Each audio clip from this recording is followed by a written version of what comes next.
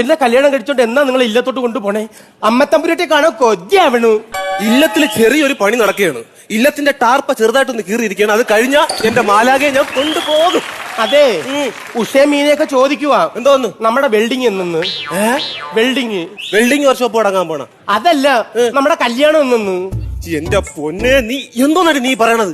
എനിക്ക് അത്യാവശ്യം ഇംഗ്ലീഷ് അറിയുന്നുണ്ട്, കുഴപ്പമില്ല. നീ ഇങ്ങനെ നാട്ടുകാർക്ക് വിളിച്ചു പറഞ്ഞു നടന്ന പബ്ലിക്കിറ്റി ആവൂലടി പെണ്ണെ. ഓ, നിങ്ങൾക്ക് ഇത്തിരി 5ാം ക്ലാസ് വരെ പഠിച്ചതിന്റെ ഒരു യോഗ്യതയുണ്ട്, നമുക്കതില്ലേ?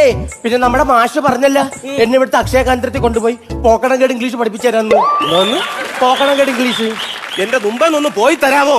ഓ, ഗീത ചേച്ചി രമണി ചേച്ചി എപ്പോഴും പറയുവാ നമ്മൾ തമ്മിൽ മേഡ് ഫോർ ഈച്ച് അതർ ആണെന്ന്. എന്ന് വെച്ചാ നമ്മളൊക്കെ സ്വന്തക്കാരാണ്, നമ്മളെ കല്യാണം നടക്കത്തില്ല എന്ന്.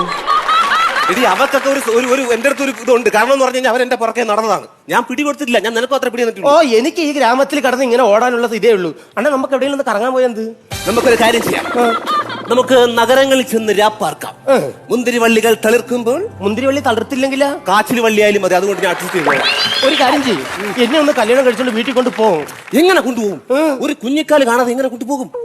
കുടുംബത്തിൽ കൈയ്യട്. അപ്പൊ ടിക്കറ്റ് എടുക്കാതെ സിനിമ കാണാനുള്ള പരിപാടിയാണല്ലേ?